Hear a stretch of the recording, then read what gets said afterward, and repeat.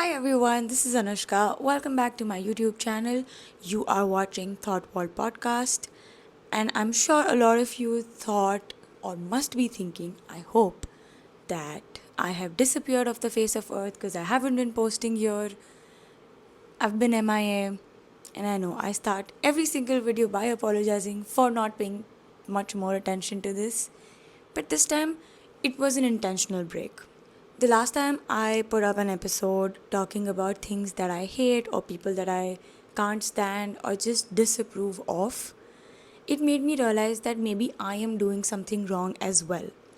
The fact that I keep ending up in similar situations dealing with similar kind of people, I feel like it is showing me a lesson that I am clearly missing. And one way or the other, I have to learn it and really incorporate into my life. And upon having this realization, I did what any normal, rational human being would do. I did the complete opposite of it. So we're way past halfway into the year. It's almost the end of July. And if there's anything that I've learned in these past 6, 7 months, is that you can't force things. You can't push yourself to be someone that you don't want to be, or someone that you can't be, someone that you're not. You can't force other people to be a certain way or just do things that they don't want to do. There's a lot of acceptance required, and maybe this is coming from a fully developed prefrontal prefrontal cortex. I can never say it in one go. I can never say it in one go. But yeah, maybe it's coming from that. Maybe it's just coming from certain experiences or just plain old acceptance that it is what it is. Honestly speaking, I really tried to let go of every better judgment in my head and I just did things. The last 6 months of my life have just been truly going with the flow with what is in front of me. There, there's no forcing things, there's just going with the flow and not as much reflection involved as I normally would give time to. If there were some people that wanted to leave, you let them go. If there were certain opportunities coming into your life, you take them. If there were certain things that were getting stuck, like my podcast or certain creative pursuits that I had, I just didn't force myself to do anything that I didn't feel like. If there was something that I really wanted to, make happen, I did it. I just went and did it. No thoughts, no questions, no second guessing. And in this entire process, I have realized one huge thing: your progress and your process, more than that, it only needs to make sense to you. If you are doing something out of any emotion, out of any instinct, even out of sheer impulsivity, it should make sense to you. But just to clarify, it isn't as reckless as it sounds. It comes with a definite thought process in a way of working that reflects what you want to do in the present moment. Instead of forcing timelines or deadlines or just ultimatums to yourself, like a lot of people in their mid 20s do. When I turned 24 in my birthday episode a year ago, I spoke about how I thought that, at the age of 18, I would plan for the next 5, 6 years. And then I thought that, oh, maybe by 24, I would be doing XYZ thing. I would be here. I would have XYZ amount of money. Whatever. You have all these plans. And this is such a weird stage because now that those years have passed, and when you look back, things are nowhere close to how you imagined them to be. You are no longer the same person. And this is where my previous point comes in again. That progress only needs to make sense to you because you're the only person who can actually identify it. And additionally, I feel like it's not just about being present and focusing on things that are in front of you.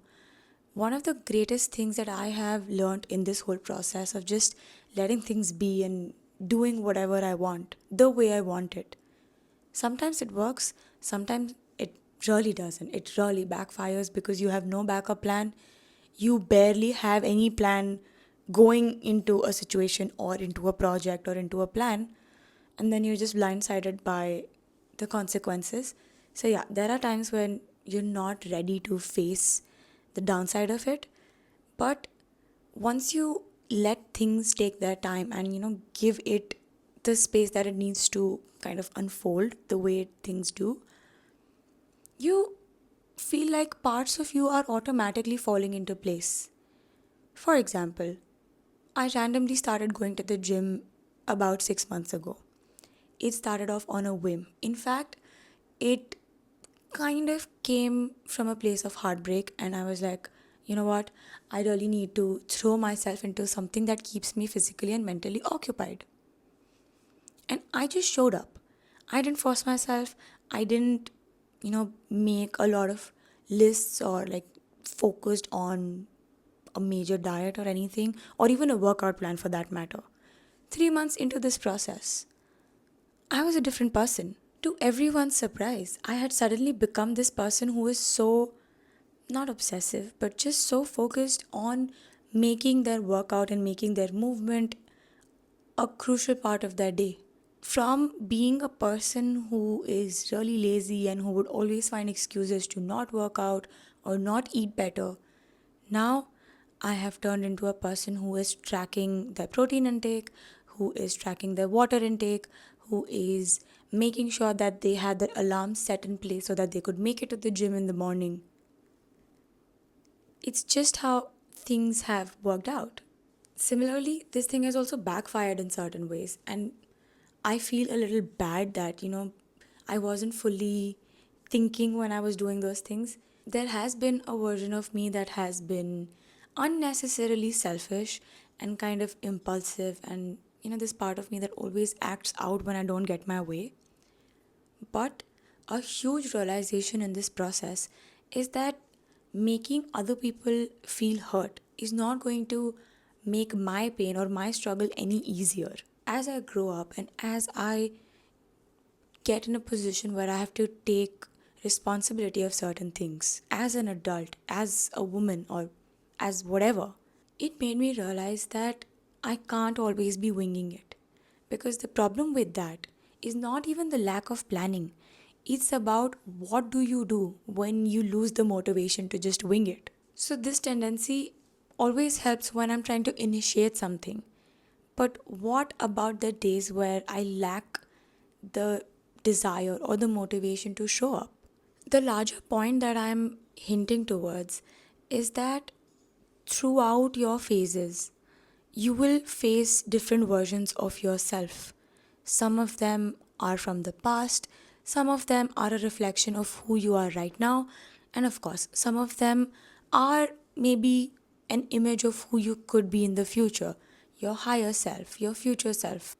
But the one cold, hard fact about growing up, especially this one huge in my face thing that I've realized in the last few months, is that you will not always have the opportunity to give closure or get closure from every version of you.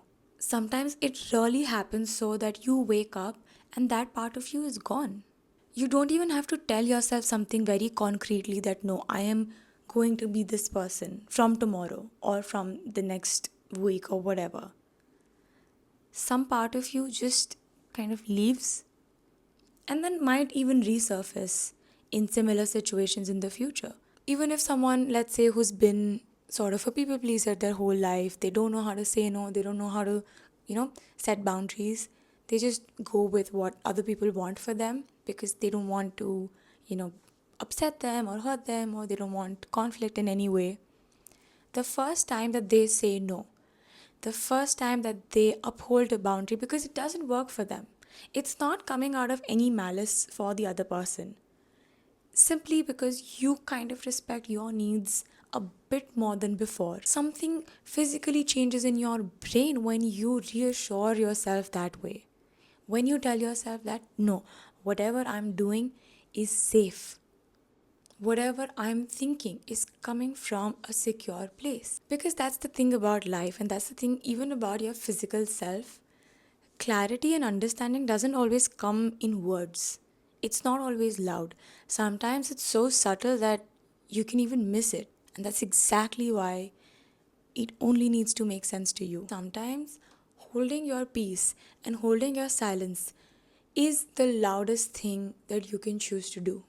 Not just for yourself, but also for the situation at hand or the person in front of you. I feel like a lot of being an adult, and especially a woman, is not about imposing all of these rules on yourself and making yourself perfect on paper or following a checklist. It's just about the kind of authenticity and honesty with which you embrace every single part of you, not with judgment, not with harshness, and not even being very quick to dismiss that part of you, because that is also very real.